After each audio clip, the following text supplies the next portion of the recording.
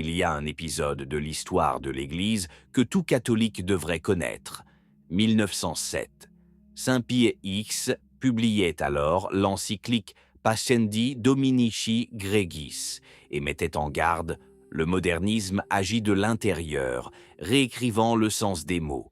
Cette histoire semblait terminée. Mais ce qui s'est passé la semaine dernière est glaçant. Commençons par les faits. Le 17 avril 2026, au stade Japoma de Douala, au Cameroun, le pape Léon XIV a célébré la messe devant 120 000 fidèles. L'évangile d'aujourd'hui parle de la multiplication des pains et des poissons, l'un des miracles les plus documentés de toute l'Écriture, présent chez les 4 évangélistes. Léon XIV prend le micro et prononce ces mots exacts. La multiplication des pains et des poissons a eu lieu pendant le partage. C'est le miracle.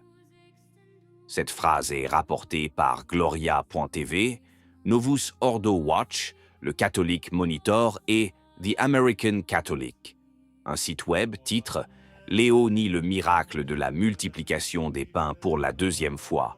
Les médias catholiques restent silencieux. » Et ce mot « 2e fois » est plus important que tous les autres. Car cette phrase n'est pas nouvelle. François l'avait déjà prononcée.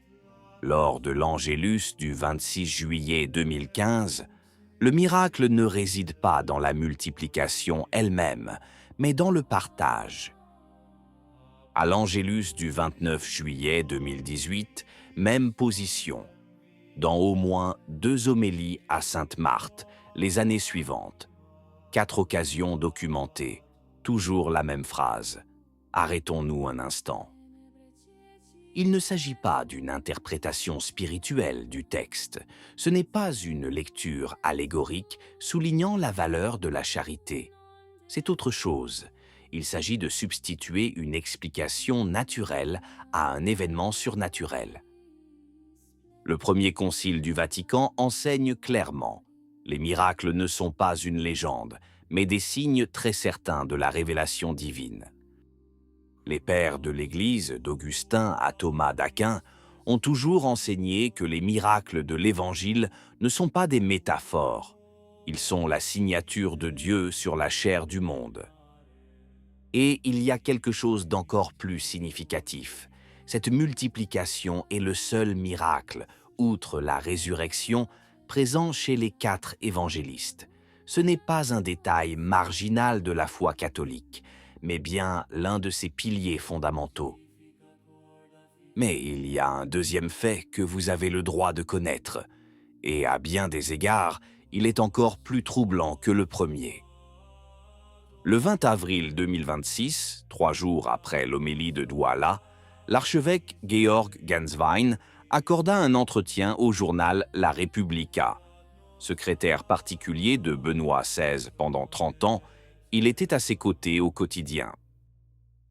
Dans cette interview, Genswein affirme que Benoît XVI n'a jamais critiqué les restrictions imposées à la messe en latin.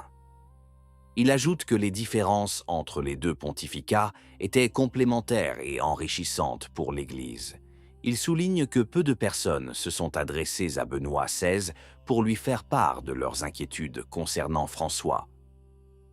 Pourtant, en janvier 2023, Genswein lui-même, dans son livre « Rien que la vérité », avait écrit quelque chose de complètement différent.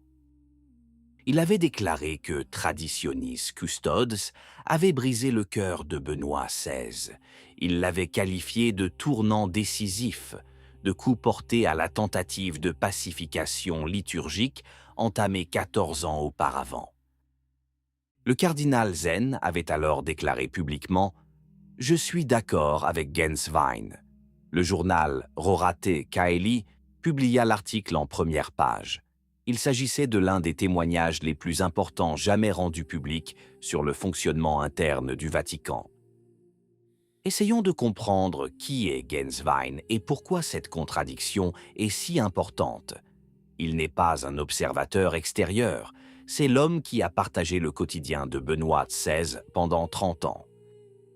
Aujourd'hui, Genswein est nonce apostolique dans les pays baltes, nommé par François. Et aujourd'hui, Genswein dit le contraire de ce qu'il a écrit. Il y a un deuxième niveau à prendre en compte, et c'est le cœur de ce que je vous ai promis au début. Ces deux informations ne sont pas des événements distincts. Ce sont deux opérations qui convergent vers un même objectif: effacer le passé. D'une part, la doctrine est réécrite. D'autre part, l'histoire est réécrite. Il en résulte un récit cohérent, un avant et un après qui se ressemblent de plus en plus. Une église où la tradition n'a jamais eu raison, où Benoît XVI a toujours approuvé tout. Une église où les miracles du Christ étaient des leçons de sociologie. Saint Pie X avait un nom pour ce processus: le modernisme. Dans son encyclique Pascendi Dominici Gregis de 1907, il écrivait que le modernisme n'attaque pas la foi de front. Il agit de l'intérieur en réécrivant le sens des mots. Le miracle de la multiplication des pains n'est pas nié, il est réinterprété. Les souffrances de Benoît ne sont pas effacées, elles sont atténuées. La tradition n'est pas abolie, elle est intégrée. La question que se posent aujourd'hui les traditionalistes est simple. Assistons-nous à la même stratégie que Pie X avait déjà identifiée et condamnée il y a un siècle? La question était: qui réécrit l'Église? La réponse de la tradition est simple. Ce n'est pas une question d'homme, de pape ou de nonce. C'est une question du Christ.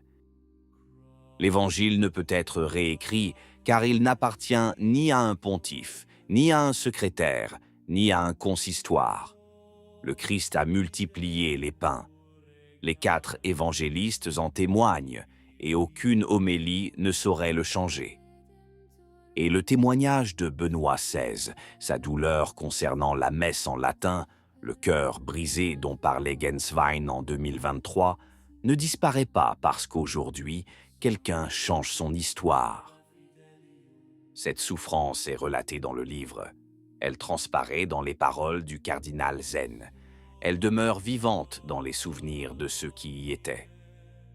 Il y a quelque chose qu'aucun document, aucune interview, aucune réinterprétation ne peut saisir: la messe de tous les temps, l'évangile de tous les temps, la foi de tous les temps.